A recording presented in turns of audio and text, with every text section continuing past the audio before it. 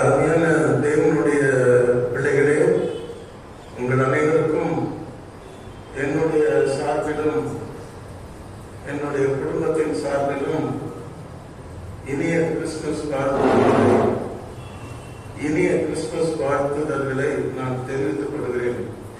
கர்த்தர் இந்த நன்னாளிலே உங்களை ஆசீர்வதித்து நீடித்த ஆயுளையும் ஆரோக்கியத்தையும் கொடுத்து இன்னும் அநேக கிறிஸ்துமஸை கொண்டாடுகின்ற பாக்கியத்தை கொடுக்க வேண்டும் என்று நான் தேவனிடத்தில் ஆண்டவரிடத்தில் பிரார்த்தனை செய்கிறேன்.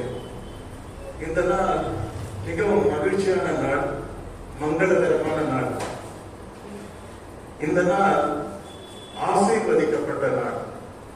இந்த நாள் பார்த்தீங்கன்னா உலகம் முழுவதும் ஒருவரை ஒருவர் வாழ்த்திக் கொள்வார்கள். இந்த வாழ்த்தட்டை படிக்கும் போது அப்படி எழுதுவாங்க, love, joy, peace, rest, the way of blessings. அந்த கிரீட்டிங்ஸை படிச்சு பார்க்கும்போது அவ்வளவு மகிழ்ச்சியா அப்படி வாழ்த்திக்கிறாங்க. உலகம் முழுவதும் ஒருவரை ஒருவர் வாழ்த்திக் கொள்ளுகின்ற நாள்.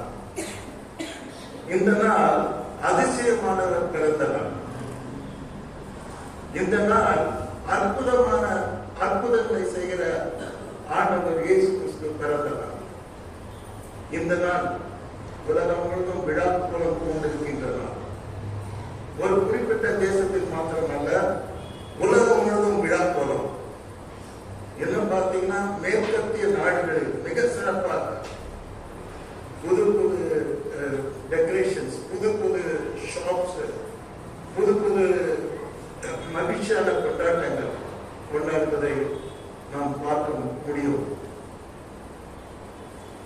இப்ப பார்த்தீங்கன்னா உலகம் முழுவதும் எல்லா வீட்லயும் ஸ்டார் போட்டு இருப்பாங்க. ஸ்டார் என்னத்தை குறிக்குது? ஸ்டார் இயேசு சுவாமியின் இடத்தில் சாஸ்திரிகளை, ஞானிகளை அது வழிநடத்துது. அது இன்னும் எல்லாரும் நினைச்சு பார்த்து உலகம் முழுவதும் கிறிஸ்துமஸ் வரும்போதெல்லாம் ஸ்டார்ஸ் தொங்க விடுறாங்க. ஸ்டார்ஸ் தொங்காத கிறிஸ்டியன் வீடு கிடையாது. நாம் அந்த இயேசு இடத்தில் வழிநடத்தின ஸ்டாரை இன்றைக்கு உலகம் நினைவு கூறுகிறது. கர்த்தருடைய பரிசுத்த நாமத்துக்கு ஸ்தோத்திரம். கிறிஸ்துமஸ் ட்ரீ, எங்க பக்கம் கிறிஸ்துமஸ் ட்ரீ வைப்பாங்க. குழந்தைங்க இருக்கிற வீட்டில் இன்னும் சிறப்பா கிறிஸ்துமஸ் ட்ரீ வச்சு அதை டெக்கரேட் பண்ணி they will celebrate Christmas. அடுத்தபடியாக பார்க்கும் பொழுது everywhere you can see love feast, அன்பின் விருந்து. எங்க பார்த்தாலும் இயேசு சுவாமியுடைய பிறந்த நாளை முன்னிட்டு எல்லா குடும்பத்திலையும் பெரிய ஃபீஸ்ட், லவ் ஃபீஸ்ட் நடக்கிறத நாம பார்க்கலாம். இன்னைக்கு ஷேரிங், எனக்கு சின்ன பையனா இருக்கும் ஞாபகம் இருக்குது. இந்த காலத்துல அதை குறைஞ்சிருச்சு. அப்பெல்லாம் வீட்டுல பலகாரம்லாம் செய்து கொடுத்த குடியிருக்கிற அத்தனை பேரும் அனுப்புவாங்க. முஸ்லிம்ஸ், இந்துஸ், கிறிஸ்டியன்ஸ், மாமா, மாமி, அத்தை, சொந்தக்கார எல்லாருக்கும் இந்த பலகாரம், அதான் நம்ம லாங்குவேஜ், எல்லா வீட்டுக்கும் போகும். அவங்க வீட்டுல இருந்து நம்ம வீட்டுக்கு வரும். இது ஒரு மகிழ்ச்சியான ஒரு பண்டிகை, சந்தோஷமான பண்டிகை, ஷேரிங் பண்டிகை. அருமையானவர்களே, இயேசு கிறிஸ்து ஏன் இந்த உலகத்தில் பிறந்தார்? முதலாவது, அவர் ரட்சகராக பிறந்தார். இரண்டாவது, அவர் ராஜாவாக பிறந்தார். மூன்றாவது, நம்மோடு இருக்க இம்மானுவேலராக பிறந்தார். நான்காவது, நமக்கு கிருபையை அளிக்க பிறந்தார். மரியாதை பார்த்து தேவதூதன் சொல்லுகிறார், கிருபை பெற்றவனே நீ வாழ்க, God will grant you grace. இன்னைக்கு கிருபை அளிக்க ஆண்டவர் பிறந்தார். எங்க பார்த்தாலும் தேவதூதர்கள் பூமியில இறங்கி மேற்பர பார்த்து, மரியாதை அம்மாவை பார்த்து, மற்றும் அநேகர் பார்த்து, சகரியாவை பார்த்து சொன்ன வார்த்தை, பயப்படாதிருங்க, பயம் நீக்க இயேசு கிறிஸ்து பிறந்தார். இயேசு கிறிஸ்து எங்கே இருக்கிறாரோ there is no fear at all. There is courageous, there is strong mind, there is will power. Where there is no God, there is no Jesus. Jesus, there is fear, full of fear. பயம் நீங்க இயேசு பிறந்தார். இருளில் இருக்கிற ஜனங்கள் பெரிய வெளிச்சத்தை கண்டார்கள். இருள் நீக்க இயேசு பிறந்தார். Why Jesus was born in this world? ஒரே ஒரு ரீசன் தான், இருள் நீக்கணும். இயேசு சுவாமி சொன்னார், நானே உலகத்தின் ஒளி, எந்த மனுஷனையும் பிரகாசிக்கிற மெய்யான ஒளி நானே. அடுத்து 7வது பார்க்கும் பொழுது இயேசு கிறிஸ்து ஏன் பிறந்தார்? நமக்கெல்லாம் சமாதானம் கொடுக்கப்படுகிறார். இன்னைக்கு சமாதானங்கிறது ரொம்ப முக்கியமானது. இதை பற்றி நான் ஏற்கனவே பேசியிருக்கிறேன். எவ்வளோ ஐஸ்வர்யம் இருந்தாலும், எவ்வளவு படிப்பு இருந்தாலும், பட்டம் இருந்தாலும், சொத்து இருந்தாலும், சமாதானம் இல்லைன்னா waste. Every person need peace of mind. இயேசுவாமி உலகம் கொடுக்கக்கூடாத, எடுக்கக்கூடாத சமாதானத்தை உலக மக்கள் கொடுக்க முடியாத அவர் சமாதான பிரபுவாக இருந்தார். அடுத்து பார்க்கும் பொழுது அவர் அதிசயங்களை செய்ய பிறந்தார். அவர் பிறப்பு அதிசயம், அவர் பிரசன், அவர் சொன்ன வார்த்தைகள் அதிசயம், அவருடைய டீச், அவருடைய கிரியைகள், அவர் பண்ண ஹீலிங்ஸ் எல்லாம் அதிசயம், செத்து போனவங்க உயிரோடு எழுப்பினது அதிசயம், கடல் மீன் நடந்தது அதிசயம், காற்றையும் கடலையும் அதட்டினது அதிசயம், 5 அப்பம் 2 மீனை 5000 பேருக்கு மாற்றினது அதிசயம். ஆகவே இந்த நாள் அதிசயங்களை செய்ய ஆண்டவர் பிறந்தார். இன்னைக்கு கிறிஸ்துமஸ் கொண்டாட வந்திருக்கிற உங்கள் எல்லாருடைய வாழ்க்கையிலும் ஆண்டவர் இயேசு அதிசயம் செய்வார். நமக்கு அவர் நித்திய பிதாவா இருக்க பிறந்தார். நமக்கு தேவன் யாரும் ஒருத்தர் இல்லை. He is not somebody else. He is our Father. தாய் போல கேட்கிறார், தந்தை போல அரவணைக்கிறார், தகப்பன் தன் பிள்ளைக்கு இறங்குவது போல இறங்குகிறார். He is our Father. ஏசாயா 5 நாமங்களை இயேசு கிறிஸ்துவை பற்றி சொல்லும் பொழுது, ஆலோசனை கர்த்தர், வல்லமையுள்ள தேவன், நித்திய பிதா. He is Almighty Father. You may not have a father, but you have a father. Christ is your father. The Lord Jesus, the Lord is your father. தேவன் நமக்கு தகப்பனாக இருக்கிறார். அதுதான் அவர் நித்திய பிதாவாய் இந்த உலகத்தில் பிறந்தார். உனக்கு தகப்பனாக இருக்க பிறந்தார். அல்லேலூயா. You have a wonderful, handsome, beautiful, twinkling star, superstar, எல்லா ஸ்டாரை விட என்னைக்கு இருக்க போற ஸ்டார் ஜீசஸ் கிரைஸ்ட் உனக்கு இதாக இருக்க. அடுத்து பார்க்கும் பொழுது ஆண்டவர் நோய்களை குணமாக்க பிறந்தார், சுகமளிக்க பிறந்தார். அவர் காஸ்ட்ல படிச்சு பாருங்க, மத்தேயு, மார்க், லூக்கா, யோவான், everywhere you can see he was healing the sick people. He was healing the invalid. ஊனமுற்றோர், குருடர், செவிடர், முடவர், சப்பானிகள் எல்லாரும் ஆண்டவர் சுகம் அளிச்சார்.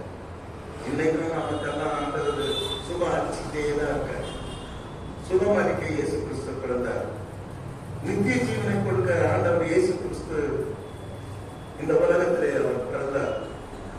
என் நாடுகள் எனக்கு செவி கொடுக்கின்றன, அவைகளுக்கு நான் நித்திய ஜீவனை கொடுக்கின்றேன்.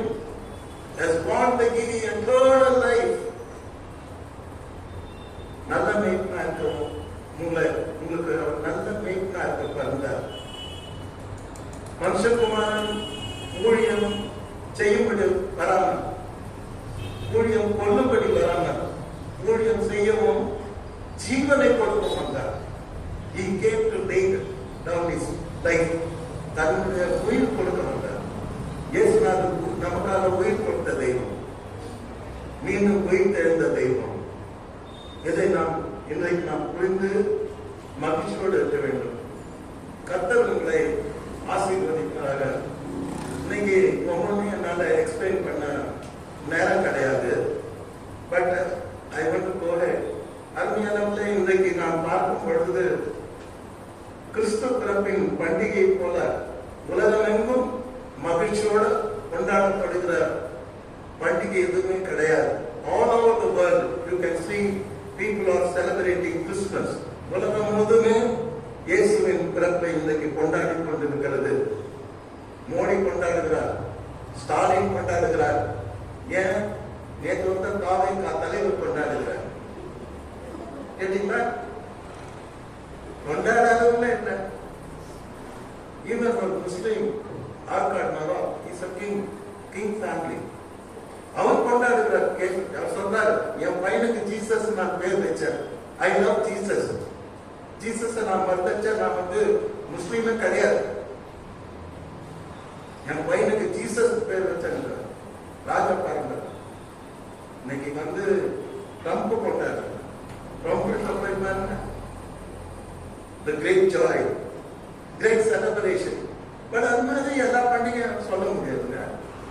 இயேசு கிறிஸ்து பண்டிகை போல உலகமெங்கும் மகிழ்ச்சியுடன் கொண்டாடப்படும் பண்டிகை எதுவுமே கிடையாது. You have to challenge the people.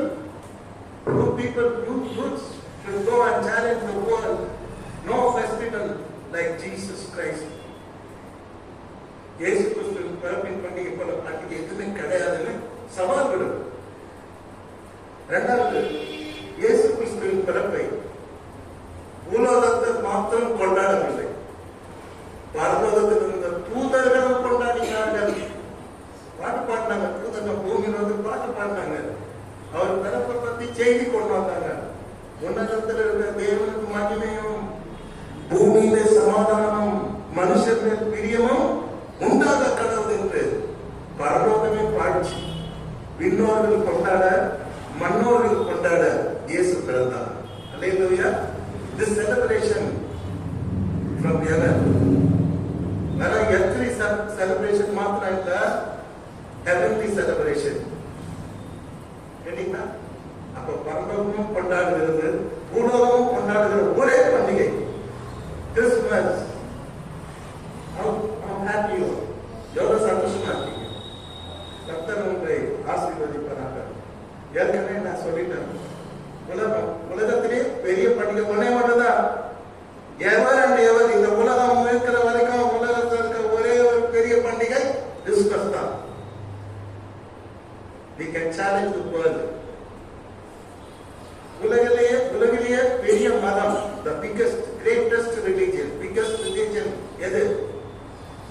இந்துசமா, புத்திசமா, nothing. எதுனா இங்க world majority people ஒரே ஒரு மதம். The biggest religion is Christianity. Hallelujah. Yes. எது மெஜாரிட்டி கொண்டாடுறாங்களோ அதான் ட்ரூ. மைனாரிட்டி தோத்து போச்சு. அது எதிர்கட்சியில் உட்கார்ந்து 300 சீட் வாங்கணும், பார்லிமெண்ட்ல ஆட்சி செய்வாரு. 200 சீட் வாங்கணும் மைனாரிட்டி எங்க உட்கார்ந்துருப்பாரு? எதிர்கட்சியில் உட்கார்ந்து. அவருக்கு எப்போ தோல்விதான். அவருக்கு 200 ஓட்டு தான் விடும். எந்த சட்டத்தை ஏற்கனாலும் 300 சீட்டு வாங்கினாங்கன்னா 300 ஓட்டு தான் ஜெயிக்கும். நம்ம மோடி இருப்பாங்க, சட்டமா ஏற்றிருக்கிறார். ஏன்? மக்களுக்கு பிடிக்காத சட்டம்னா கசப்பான மருந்தெல்லாம் ஊத்திக்கிறார். இல்லையா? Is not majority. Majority is a winner. Today I want to tell you the biggest religion is Christianity, because it is a true religion, because Jesus is a true God. Hallelujah. Hallelujah. நான் சாப்பிடுறேன், நான் தான் சாப்பிடுறேன். Hallelujah. Hallelujah. ரொம்ப சந்தோஷமா இருக்கு. நம்ம மதம் பெரியவங்க. கர்த்தருக்கு ஸ்தோத்திரம். உலகத்திலேயே உண்மையான, நல்லா கவனிக்கணும், உலகத்திலேயே உண்மையான கடவுளுடைய அவதாரம் இயேசு கிறிஸ்து மாத்திரமே. Hallelujah. Incarnation of God. Who is incarnation of God? நிறைய பேர் சொல்றாங்க, நான் தான் கடவுளுடைய அவதாரம், நான் தான் கடவுளுடைய அவதாரம், நான் தான் கடவுளுடைய அவதாரம். ஏன் கொஞ்ச நாளைக்கு நம்ம மோடியே சொல்றாரு, நானே கடவுள் அப்படின்ட்டார். டக்குன்னு எல்லாம் பிடிச்சிங்களாங்க பார்லிமெண்ட்ல, கடவுள் அவதாரம் அப்படின்னு. அந்நிய உலகத்திலே கடவுளுடைய அவதாரம் என்று ஒன்று உண்டானால் அது இயேசு கிறிஸ்து மாத்திரமே கடவுளுடைய அவதாரமா இருக்கிறார். அல்லேலூயா. who is revealing God, who is incarnation of God, கடவுளுடைய உருவமாக, கடவுளுடைய அவதாரமாக இயேசு கிறிஸ்து மாத்திரமே இருக்கிறார். அதை நாம் உணர்ந்து இந்த நாட்டில் நாம் ஆண்டவரை துதிக்க வேண்டும். Is the incarnation of God. கடவுளுடைய அவதாரம் எல்லாம் பொய்யான அவதாரம், உண்மையான அவதாரம் இயேசு கிறிஸ்து மாத்திரமே. உலகத்திலே 1000 சரித்திரம் இருக்கிறது. சரித்திரங்களில் எல்லாம் ஆண்டவர் இயேசு கிறிஸ்துவின் சரித்திரமே பரிசுத்தமானது, உன்னதமானது, குளோரியஸ், மகிமையானது. பூமியில வந்த வானத்திலிருந்து பூமியில வந்த மனுஷனாக வந்த தேவனுடைய பெயர் தான் என்னது? என்னது?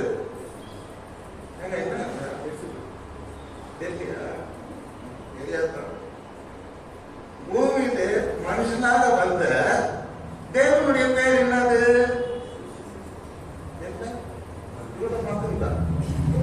இது கூட தெரியல. இயேசு சொல்ற, இயேசு பூமியிலே மனுஷனாக வந்த தேவனுடைய பெயர் தான் என்னது? சத்தமா பேசுங்க. இது ஒன்றிய முன்னா சொல்றீங்கல்ல, ஸ்ரீலங்கால வந்து பாருங்க இப்ப சொல்லுங்க சத்தம். பூமியிலே மனுஷனாக வந்த கடவுளுடைய பெயர், தேவனுடைய பெயர், ஆண்டவனுடைய பெயர் தான் என்னது? இன்னும் சத்தமா சொல்லணும், 3 தடவை சொல்லணும். பூமியிலே மனுஷனாக வந்த தேவனுடைய பெயர் என்னது? அப்பதான் கிறிஸ்துமஸ். தேவனுடைய பூமியிலே மனுஷனாக வந்த தேவனுடைய பெயர் என்னது? Very good. நல்லா சொல்றீங்க, வெரி குட். அது மாத்திரம் இல்ல, இயேசுசாமி வானத்தையும் பூமியும் உண்டாக்குன அந்த கிரியேட்டர்.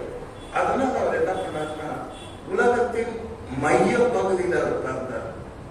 அப்படி பிறந்ததின் மூலமாக இந்த உலகத்தின் இதய துடிப்பாக இயேசு கிறிஸ்து இருக்கிறார். அல்லேலூயா. இதயத்தின் மைய பகுதி பலஸ்தீன நாட்டிலே ஆண்டவர் பிறந்ததின் மூலம் இதய துடிப்பாக, இந்த உலகத்தின் இதயமாக ஆண்டவர் இயேசு கிறிஸ்து இருக்கிறார். அல்லேலூயா. இன்னைக்கு ரொம்ப மகிழ்ச்சியான நாள். நம்ம தான் சந்தோஷமா இருக்கணும். கர்த்தரை நன்றியோடு நாம் ஸ்தோத்திரிக்க வேண்டும், துதிக்க வேண்டும், ஆராதிக்க வேண்டும். ஓகே, இப்போ நம்ம நிறைய லைனா சொன்னவங்களுக்கு இயேசுசாமி ஏன் இருந்தாரு? முதல்ல நமக்கு ரட்சகராக அவர் பிறந்தார். அவர் பிறந்த பொழுது வானத்திலிருந்து ஒரு தேவதூதன் யோசேப்புக்கு தோன்றி சொல்றார், அவள் ஒரு குமாரனை பெறுவாள், அவருக்கு இயேசு என்று பேர். இவர் பேரை பரலோகம் தீர்மானிக்குது. ஏன்னா பரலோகத்திலிருந்து வந்துக்கிறார். கண்ட பேரை வச்சிட போற யோசிப்பு, கண்ட பேரை வச்சிட போற மரியா, அவரு மாம்சத்துல வந்த தேவன், அவர் கடவுளுடைய அவதாரம். கடவுள் மட்டும்தான் வந்திருக்காரு. ஏதாவது ஒரு பேரை வச்சிட போறீங்க, என்ன அவர் பேர் எப்படி வைக்கணும்னா, அவர் பேர் என்னது? இயேசு. எப்படி சொல்றேன்? என்னது? இயேசு. என்ன பேர் சொல்லுங்க? என்ன பேரு? இயேசு. இயேசுன்னா பரலோகத்திற்கு வந்த அந்த தேவதூதன் வந்து மீனிங் சொல்லி கொடுக்குறாங்க. எல்லா பேருக்கும் மீனிங் இருக்கு. எல்லா பேருக்கும் ஒரு அர்த்தம் இருக்கு. அர்த்தம் இல்லாத பேரும் கிடையாது. அப்ப வானத்திலிருந்து இறங்கி வந்த தேவதூதனை, அதுக்கு அந்த பேருனா என்ன அர்த்தம் சொல்றாரு? என்ன சொல்றாரு? இயேசுன்னு ஏன் பேர் வைக்கணும்னா, அவர் தமது ஜனங்களின் பாவங்களை நீக்கி அவர்களை ரட்சிப்பார். அல்லேலூயா சொல்றா. அல்லேலூயா. சத்தமா சொல்லுங்க. கேட்க வந்து சத்தமே போடலாம். நல்லா சத்தமா சொல்லணும். அல்லேலூயா. அவர் தமது ஜனங்களின் பாவங்களை நீக்கி அவனை ரட்சிப்பார். அல்லேலூயா. ஆக இயேசு கிறிஸ்து இந்த உலகத்துல ரட்சகராக வந்தார். இயேசுங்கிற வார்த்தை பழைய ஏற்பாட்டில் மாத்திரம் சுமார் 979 முறை சொல்லப்பட்டிருக்கிறது. எத்தனை முறை? 979 times it was written in New Testament. Jesus, Jesus, Jesus, Jesus. கொஞ்சம் சேர்த்துக்கனா நம்ம 1000 times it was told Jesus, Jesus, Jesus. பாவத்திலிருந்து ரட்சிக்கிறவர், பாவத்திலிருந்து ரட்சிக்கிறவர். நீங்க இயேசுன்னு சொன்ன மாதிரிதான் உங்க பாவத்திற்கு ரட்சிக்கிறவர். அல்லேலூயா. பிதாவே ஒரு பாவம் செய்யறத ஜீசஸ் சொல்லுங்க, தீர்ந்துரும் உங்க பாவம். அல்லேலூயா. யோவான் சுவிசேஷம் 3ஆம் அதிகாரம் 17வது வசனத்தை நாம் படிக்கும் பொழுது, உலகத்தை ஆக்கினைக்குள்ளாக தீர்க்கும்படி தேவன் தம்முடைய குமாரனை உலகத்தில் அனுப்பாமல் அவராலே உலகம் ரட்சிக்கப்படுவதற்கு, உலகம் பாவத்திலிருந்து ரட்சிக்கப்படுவதற்காகவே அவரை அனுப்பினார். அல்லேலூயா. உலகத்தை இருக்க மக்களை தண்டிச்சு எரிநரகத்தை போடுறதுக்கு இயேசு கிறிஸ்து வரவில்லை. பாவத்துக்கு தண்டனை கொடுக்க இயேசு கிறிஸ்து வரவில்லை. உலகத்தை ஆக்கினைக்குள்ளாக தீர்க்கும்படி தேவன் தம்முடைய குமாரனை உலகத்தில் அனுப்பாமல் அவராலே உலகம் ரட்சிக்கப்படுவதற்கு அவரை உலகத்தில் அனுப்பினார். எஸ், உலகம் ரட்சிக்கப்படும். உலகத்தை தண்டிக்கிறதுக்கு ஏசாமி வந்தார், உலகத்தை ரட்சிக்கிறதுக்கு வந்தார். அவர் பேர் சேவியர். இயேசுன்னா அது யோசுவான்ற வார்த்தையில வந்தது, which means God is our salvation. 214 times in New Testament it is called Savior, Savior, Savior. Hallelujah. So இயேசு கிறிஸ்து ரட்சகராக, இந்த உலகத்தை ஆக்கினைக்குள்ளாக தீர்க்கிறவராக, மன்னிக்கிறவராக, ஆக்கினை தீர்ப்பிலிருந்து தப்புவிக்கிறவராக இந்த உலகத்தில் வந்தார். சிலுவையிலே நமக்கு சமாதானத்தை உண்டு பண்ணும் ஆக்கினை தீர்ப்பை ஆண்டவர் ஏற்றுக்கொண்டார். எவ்வளவு அழகான வசனங்கள். இந்த விபச்சாரம் செய்த ஸ்திரிய கையில் கொள்ளாம பிடிச்சிட்டு வருவாங்க. பிடிச்சிட்டு வந்து இயேசு அந்த காலத்துல உயிர் வாழ்ந்தார், இந்த உலகத்துல இருந்தார். பிடிச்சிட்டு வந்து அவர் முன்னால தம்பி எல்லாரும் பெரிய பெரிய கல்லு வச்சிருப்பாங்க. அந்த கல்லு நான் வந்து வீடியோல பார்த்தேன். எப்படி இருக்க தெரியுங்களா? சப்போஸ் கூட இவ்வளவு பெருசா இருக்கும் இல்லையா, இவ்வளவு பெரிய கல் எல்லாம் வச்சிருக்கோம். ஆனா காலா பர்சனட்டா சுத்தி இவ்வளவு கல் வச்சிருப்பான், கையில கல்லோட நிற்பாங்க. இந்த அம்மா எப்படி இருக்கோம்னா கீழே விழுந்து ஏசாமி உட்காந்துருக்க கொஞ்சம் ஹைட்ல, அந்த அம்மா ஏசாமி பாக்கத்துல விழுந்துட்டு அழுது, யாரும் இங்கு கூட பார்க்க முடியாத குனிச்சு அழுதுட்டு இருக்கோம். அப்ப எல்லாரும் மண்டபத்தை பார்த்து சும்மா தொந்தர் பண்ணுவாங்க. மோசை சொல்லியிருக்காரு, இந்த மாதிரி பாவம் பண்ணா கல்லாலேயே அடிச்சு போடணும்னு சொல்லியிருக்கிறாரு. கல்லு கிடையாது, நீங்க சொல்றது அதான் அடி பண்ணணும். ஏன் உங்களுக்கு தான் காயப்படணும்னு தெரிய வேண்டியதானே, கல்லால் அடிக்க வேண்டியதானே, வேணும்னு கத்திர பப்புக்கு இருக்கணும்னு என்ன பண்றோம் நீங்க சொல்றது. மோசெல்லாம் சொல்லிட்டாரு, காயப்பெல்லாம் அடிக்க வேண்டியதானே. ஏசாமி புரிஞ்சுக்கிறார். நம்மளே இவங்க வந்து நம்ம சென்னை பாஷையில சொன்னா நம்மளே கலாய்க்கிறாங்க, என்னையே கலாய்க்க பார்க்கறாங்க இந்த பசங்க, திருப்பி பசங்க. இந்த சரியான பாடம் கற்பிக்கணும்னு சொல்லி என்ன பண்ணாரு, கொஞ்ச நேரம் அமைதியா கீழே எழுதிட்டு இருக்காரு. என்ன எழுதினாலும் தெரியல. கொஞ்ச நேரம் பார்த்து தலையில இருந்து பார்த்து சொன்னாரு, நூற்றுக்கணக்கில் வட்டாங்க கண்டு எடுத்துட்டு சொல்ற, உங்களுக்கு பாவம் இல்லாதவன் எவனோ, இது வரைக்கும் எவனோ பாவம் செய்யாத யோகியம் ஃபர்ஸ்ட் அவங்க கல்ல அடிக்கிறாங்க. சொல்லிட்டு என்ன பண்ண குஞ்சினாரு. குஞ்சின்னு மறுபடியும் எழுதினே இருக்காரு. என்ன எழுதுனா தெரியாது, அதுக்கு சொல்றது என்ன எழுது எழுதிக்கிட்டே இருக்காரு. எழுதிட்டு 10 நிமிஷம் பொறுத்து பார்க்கறாரு, வர்த்தனை கூட காணாம. அந்த வீடியோல, அதே வீடியோல நான் பார்த்தேன், ஓல்டு டைம் 40 வருஷத்துக்கு முன்னாடி எடுத்த வீடியோ. அந்த குண்டு குண்டு கல்லு இருக்கு பாருங்க, எல்லாத்தையும் அமைதியா வச்சுட்டு அமைதியா போயிடும். ஏன் இது வந்து இப்ப இதெல்லாம் நம்ம டீட்டெயில பேசுறேன், இதை வச்சுட்டு போயிடுவார். கர்த்தர் கேட்பாரு, இந்த அம்மா கேட்பார், என்ன கேட்பார் தெரியுமா? உன் மேல குற்றம் சாட்டினாங்கன்னா எங்க, உன்னை கல்லால் அடிக்க சொன்னாங்க அவங்க எல்லாம் எங்கம்மான்னு கேட்பார். அவர் யார் முகத்தையும் பார்க்கல, தலையை குஞ்சிட்டு அவர் சொன்னா, ஆண்டவரே தெரியல, ஆண்டவரே ஆண்டவர் என்ன மாதிரி அன்பான வார்த்தை அவர் சொல்றா தெரியுமா? இன்னைக்கு நான் அதை யோசிக்கிறேன். அன்பா சொல்றார், நானும் உன்னை ஆக்கினைக்குள்ளாக அதற்கு இல்லை ஆண்டவரே என்றார். இயேசு அவரை நோக்கி, நானும் உன்னை ஆக்கினைக்குள்ளாக தீர்க்கிறதில்லை, நான் உன்னை தண்டிக்க மாட்டேன். நீ பாவம் செய்ததுக்காக நான் உன்னை தண்டிக்க மாட்டேன், உன்னை மன்னிக்க போறேன், உன்னை மன்னிச்சுட்டேன், நீ போ, இனி பாவம் செய்யாது. ஆனா அந்த அம்மா போனாங்கன்னா போகல. அவங்க ஹிஸ்டரி எடுத்து படிச்சு பார்த்தாங்க. அவங்க கடைசி வரைக்கும் ஏசாமி பின்னால போய் ஒரு குரூப் ஆஃப் லேடிஸ் ஏசாமி கூட ஊழியம் செய்தாங்க. அந்த குரூப்ல சேர்ந்து அவருக்காக சேவை செய்து அவர் பரலோகத்துக்கு போன பிற்பாடு உயிர்த்தெழுந்த இந்த உலகத்துல கிராமம் கிராமமா போய் அவர் கொடுத்த மன்னிப்பை பற்றி சாட்சி சொல்லி ஊழியம் செய்யும்போது கடைசியா ஒரு ரத்த சாட்சியா அவங்க வச்சாங்க. ஒரு முறை யாராவது ஏசாமியை பின்பற்றிட்டாங்கன்னா இந்த நிலம் போக அலையா திருப்பி பின்னாடி போகணும். இந்த அம்மாவுக்கு ஏசாமி பின்னாடி போயிடுச்சு. அலையா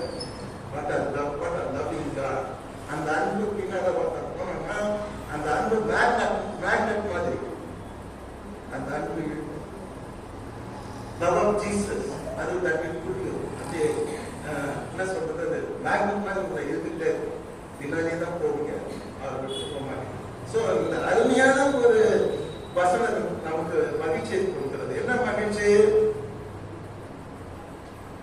நானும் உன்னை ஆக்கினைக்குள்ளாக தீர்க்கிறது, நீ போ, இனி பாவம் செய்யாது. நோ மோர் சின். எவ்வளவு அன்புள்ள ஆண்டவர்! மனுஷகுமாரனுக்கு இந்த பூமியிலே பாவங்களை மன்னிக்கிற அதிகாரம் உண்டு என்பதை நீங்கள் அறிய வேண்டும் என்று ஆண்டவர் சொன்னார். You should know his authority to forgive sins. பாவங்களை இந்த பூமியில மன்னிக்கிற ஒரு பர்சனாலிட்டி ஒருவர் உண்டானார். அவர் ஆண்டவராக இயேசு கிறிஸ்து மாத்திரமே. எஸ், இயேசு கிறிஸ்து பாவங்களை மன்னிக்க இந்த உலகத்தில் வந்தார்.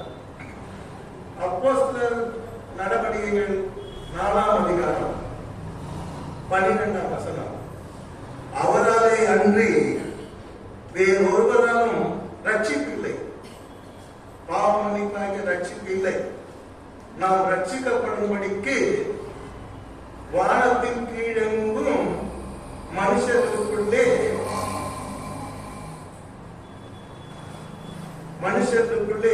அவருடைய நாமமே அல்லாமல் வேறொரு நாமம் கட்டளையிடப்படவும் இல்லை. அவராலே அல்லாமல் பாவம் மன்னிப்பாக ரட்சித்து யாரும் கொடுக்க முடியாது. நாம் ரட்சிக்கப்படும்படி வானத்துக்கு கீழே மனுஷர்களுக்குள்ளே அவருடைய நாமமே அல்லாமல் வேறொரு நாமம் கட்டளையிடப்படும். அல்லேலூயா. பாவம் மன்னிப்பாக ரட்சிப்பை யாரும் கொடுக்க முடியாது. எந்த கடவுளே கிடையாது. இயேசுதான் கடவுள். யாரும் கொடுக்க முடியாது. எங்க போய் கங்கையில நீ முழுது காசிக்குனா இப்போ மொட்டை அடிச்சுக்கோ, கொட்டை அடிச்சுக்கோ, கொட்டை அடிச்சுக்கோ, குடினா அடிச்சுக்கோ. But you cannot get salvation from sin. Jesus alone, இயேசு கிறிஸ்து மாத்திரமே பாவ மன்னிப்பாகிய ரட்சிப்பை கொடுக்கிறார். அல்லேலூயா. பாவ மன்னிப்பை பெற்றாதான் நாம் பரலோக ராஜ்யத்தில் பிரவேசிக்க முடியும். தீமோத்தேயுக்கு பவுல் எழுதுகிறார். 1 தீமோத்தேயு 1ஆம் அதிகாரம் 15ஆம் வசனத்தை எழுதுகிறார். பாவிகளை ரட்சிக்க இயேசு கிறிஸ்து இந்த உலகத்தில் வந்தார். புரியுதா? என்ன அழகான வசனம்.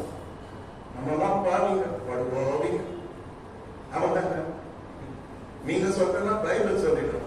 எல்லாரும் பாவம் செய்து எல்லாரும் உலகத்துல எல்லாரும் பாவம் செய்து தேவ மகிமையற்றவர்கள் ஆனார்கள். அப்ப இதுக்குதான் சபிஷன் கொடுத்த இயேசுசாமி வந்தார். பாவிகளை ரட்சிக்க இயேசு கிறிஸ்து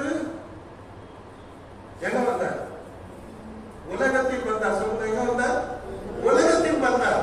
அப்ப உலகத்தில் வந்தாருன்னா எங்கிருந்து வந்தாரு? ஹெவன்ல இருந்து வந்தார். ஞாபகம் இருக்கும்.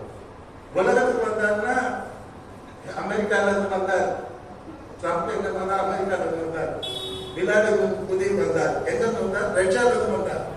ஆனா இயேசு கிறிஸ்து பரலோகத்திலிருந்து பாவிகளை ரட்சிக்க, பாவிகளை ரட்சிக்க, அவருக்கு பாவனை கொடுக்க, அவருக்காக சிலுவையில் ரத்தம் சென்றார். இந்த உலகத்துக்கு வந்தார். That's what Christmas. அதுதான் கிறிஸ்துமஸ். பாவிகளை ரட்சிக்க இயேசு கிறிஸ்து இந்த உலகத்துக்கு வந்தார். That's what Christmas. ஆண்டவரே, என்னை ரட்சிக்க இந்த உலகத்துக்கு முன்னே உமக்கு ஸ்தோத்திரம். நம்ம அவரை துதிக்கணும், ஸ்தோத்திரிக்கணும், ஆர்ப்பரிக்கணும், நன்றி செலுத்தணும். அருமையானவர்களே, கர்த்தர் உங்களை ஆசீர்வதிப்பதாக. கர்த்தருக்கு ஸ்தோத்திரம். இயேசு கிறிஸ்து ஏன் பிறந்தார் என்பது பற்றி நாம படிக்கணும்னா நிறைய படிக்கணும். ஆனா நமக்கு நேரம் கிடையாது. ஆனால் சுருக்கமாக படிக்க நான் விரும்புகிறேன். கர்த்தருடைய பரிசுத்த நாமத்துக்கு ஸ்தோத்திரம். சிங் பஞ்சாபி ஒருத்தர் ரட்சிக்கப்பட்டார். அவர் பேர் சாது சுந்தர் சிங். நிறைய பேருக்கு தெரியும், நிறைய பேருக்கு தெரியாது. கோட்டீஸ்வரன். அப்படியே ஒரு கதவை திறந்தா அப்படியே அந்த வீட்டுக்குள்ள கோல்டு, வைரம், விலை உயர்ந்த மாணிக்கம் எல்லாம், அவ்வளவு பெரிய கோட்டீஸ்வரன். அவர் தன்னுடைய வாழ்க்கை பிரயத்தன, நான் உண்மையான கடவுள் யாருன்னு எனக்கு தெரியல, அதை நான் கண்டுபிடிச்சு ஆகணும். இல்லைன்னா காலையில டிராக்ல வர அந்த ரயில், வீட்டு பக்கத்துல ரயில் வரும், 3 மணிக்கு நான் வீடு செத்துருவேன். உண்மையான கடவுள் தான் எனக்கு, நான் தான் கடவுள் சொல்லிட்டு வந்து எனக்கு காமிக்கணும்னு சொல்லிட்டு அந்த சிங்கு வைரக்க மாட்டார். ஆனா கிறிஸ்டியானிட்டியை பிடிக்காது. பைபிளை பீச் போடுவாரு, பைபிளை கொளுத்துவாரு. இந்த கிளாஸ்லாம் பார்த்தா பிடிக்காது. கிறிஸ்டியன் ஸ்கூல்ல தான் படிச்சாரு, ஆனா கிறிஸ்டியனை பிடிக்காது. அப்பேற்பட்ட ஒரு மனுஷன் கடவுளை தேடினார். ஆனா கடைசி வரையும் ராமாயணம், பகவத்கீதை இருக்கிற அத்தனை புத்தகங்களும், குரான்ல இருக்க புத்தகம், அந்த புத்தகம், குரான் எல்லாம் படிச்சு பார்க்கிறாரு. அதனால கடவுள் வரவே இல்லை. 3 மணி ஆயிடுச்சு. நேரம் லைப்ரரி டாக்டர் போய் தலை கொடுத்துட்டு போனார். போன உடனே அந்த கிட்ட போகும்போது ஏசாமி வந்து அப்படியே அவரை குச்சி லைப்ரரி டாக்டர் தூக்கி, I am God, I like for you சொல்லிட்டு மறைச்சிட்டார். அதுக்குள்ள ட்ரெயின் போயிடுச்சு. பிற்பாடு அவர் என்ன பண்ணாருன்னா, குடும்பத்தை விட்டு, சொந்தத்தை விட்டு, எல்லாத்தையும் விட்டு ஒரு சன்னியாசியை மாறிட்டார். சன்னியாசின்னா ஒரு காவி வேஸ்டி கொடுத்துவார், காவி சிட்டா போடுவார். அவர் பழைய அவங்க சிங்க் கொண்டையோட கொண்ட காவி கொண்டை கட்டிட்டு இருப்பார், தலைமை கட்டிட்டு இருப்பார். கட்டிக்கினே அவர் என்ன பண்ணிட்டாருன்னா, தன்னுடைய வாழ்க்கை பிரயத்தம் ஊழியத்துக்கு போயிட்டார். அவர் ஊழியம் செய்த இடம் கடினமான இடம். தீபத், நேபாள், இமயமலை, ஹரித்வார், காசி, இந்த மாதிரி டப் இந்துஸ் இருக்கிற இடத்துல போய் அவர் தன்னுடைய ஊழியத்தை ஆரம்பித்தார். அவர் போகும்போது நிறைய இந்து சன்னியாசிகளை சந்திக்கிறார். எல்லாரும் இமயமலையில எல்லாரும் நிறைய சன்னியாசிங்க குடும்பத்தெல்லாம் பொறுத்துட்டு தூரம் வரப்போட்டு எல்லாரும் அங்க காசி, கங்கை, அந்த இமயமலை அப்படி போயிடுவாங்க தவம் பண்றது. ஆனா நிறைய சாமியார்களை அவர் சந்திச்சு ஆண்டவருடைய அன்பை சொல்றதுக்காக அவங்க மாதிரி போகிறார். போகும்போது ஒரு சன்னியாசியை பார்க்கிறார். அவர் பேர் என்ன தெரியுங்களா? ஆனி சாமியார். என்ன சாமியார்? சும்மா சொல்லுங்க, அப்படி தூக்குவாங்க. ஆனி சாமியார். என்ன சாமியார்? ஆனி சாமியார். ஏன்? ஆணி படுக்கையில படுத்திருப்பாங்க.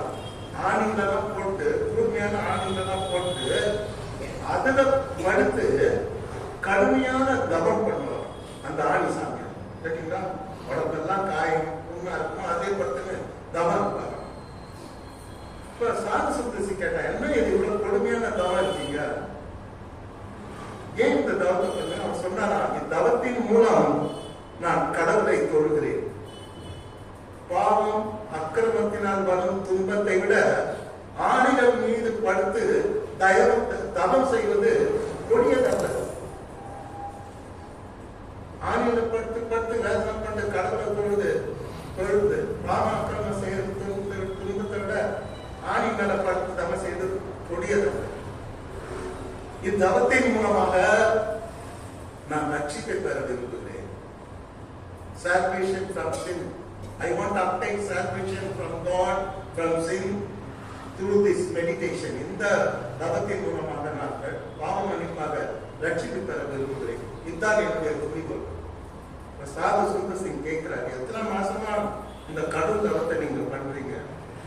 அவர் சொல்ற, 18 மாசமா நான் பண்றேன், ஆனா இன்னும் நான் அந்த ரட்சிப்பு அடையல. பாவ மன்னிப்பை ரட்சி எனக்கு 18 மாசமா கிடைக்கல. இந்த ரட்சிப்பை அவனே கற்பனை பண்ணி சொல்றான். இந்த ரட்சிப்பை அடைவதற்கு பல வருடங்கள் ஆகலாம், பல மாதங்கள் ஆகலாம். ஏன் எங்க வேதப்படி பல பிறவி கூட எடுக்க வேண்டியது இருக்கும். அப்பதான் பாவத்திலிருந்து ரட்சிப்பு மன்னிப்பு கிடைக்கும் அப்படின்னு சொன்னார். சாது சுந்தர் சிங் அவரை பார்த்து மிகவும் வருத்தப்பட்டு அவரோடு கூட பேசினார். இதெல்லாம் ஒண்ணுமே தேவையில்லை. அப்போஸ்தலர் 16ஆம் அதிகாரத்துல 31ஆம் வசனத்தை எழுதிக்கிற அந்த வசனத்தை சொன்னார். அது என்னன்னு எல்லாருக்கும் தெரியும் நினைக்கிறேன்.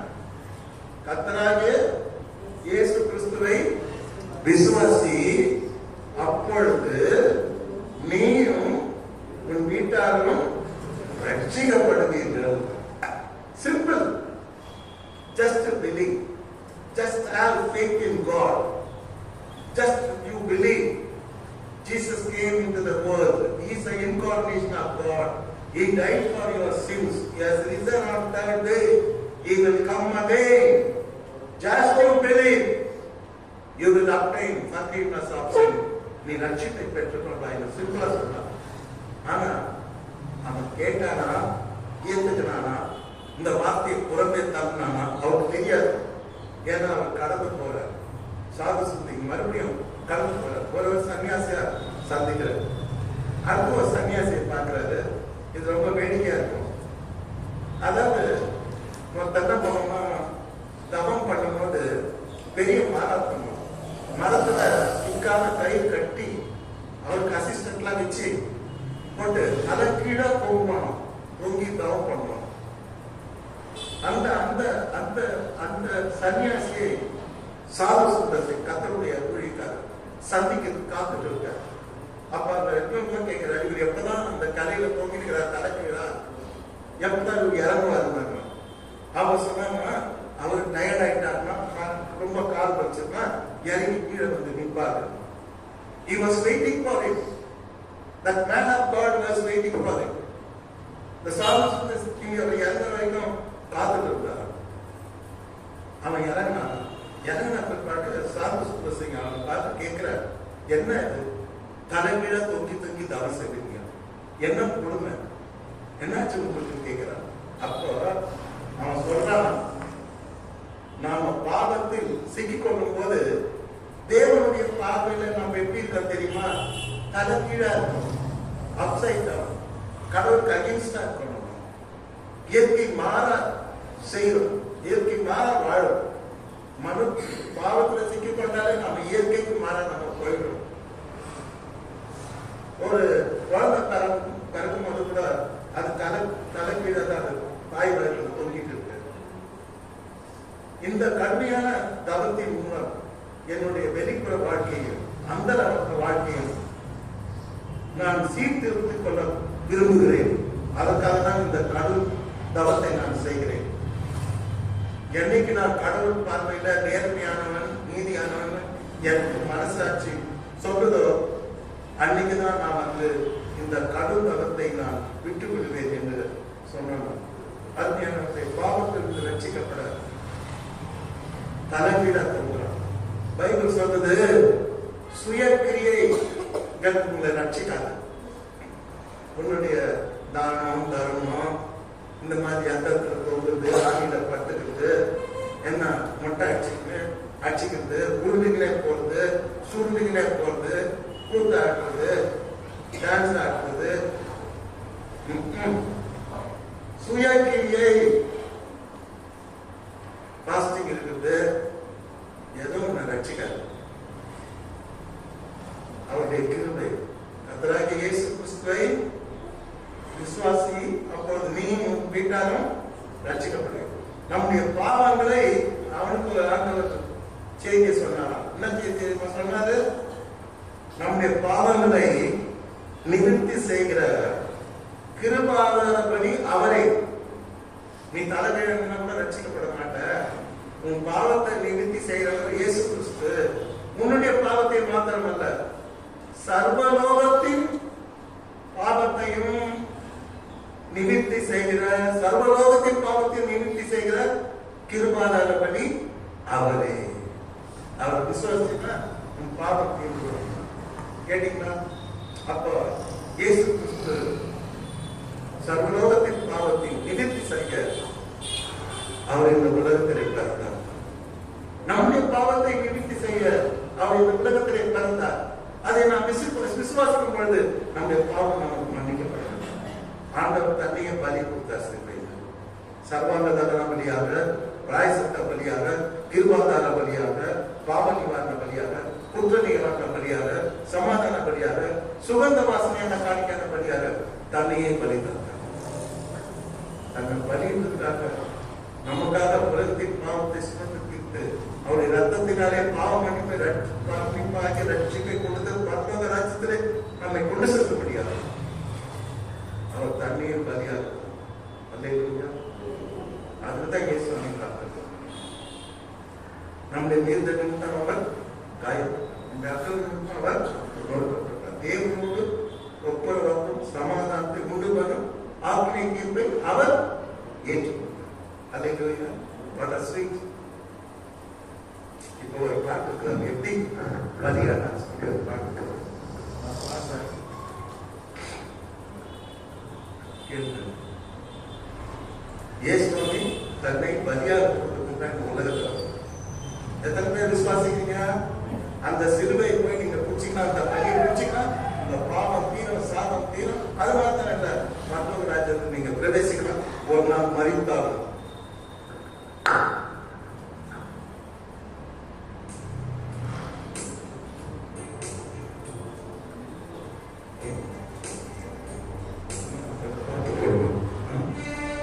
intro start பண்ணது intro.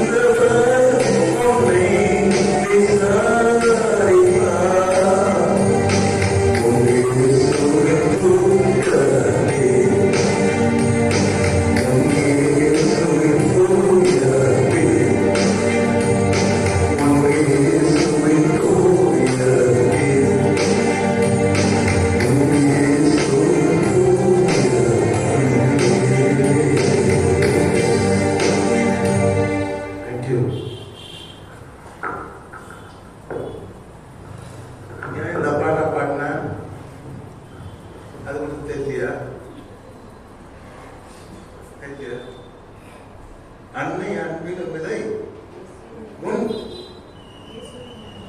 அம்மா எப்போ வரமாட்டாங்க, எப்பவுமே கூட அன்னை அன்பின் விதை முன் இயேசுவின் யார் முன் இயேசு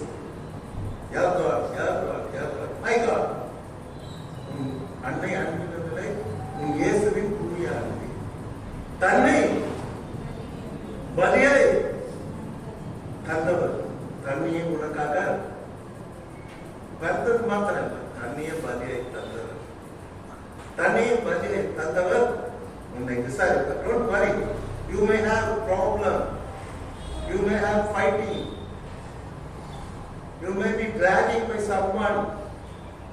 You may be irritated daily by somebody else.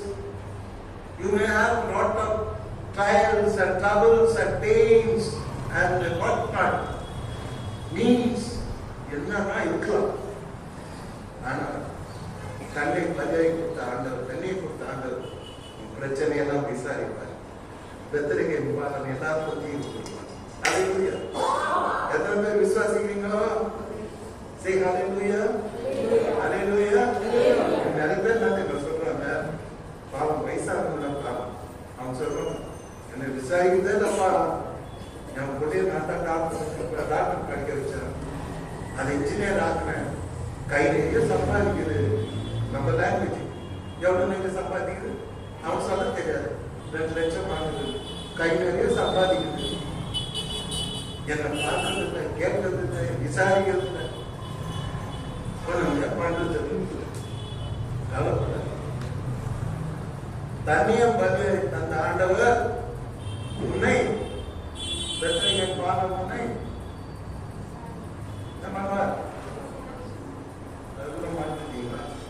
உன்னை என்ன பண்றார்? விசாரிப்பார். சொல்லுங்க, விசாரிப்பார். Very good. நம்ம விசாரி. He loves you. Jesus loves you. என்னாச்சு? ஏன் அழுத? மருதுனா மனையில விசாரிச்சாரா?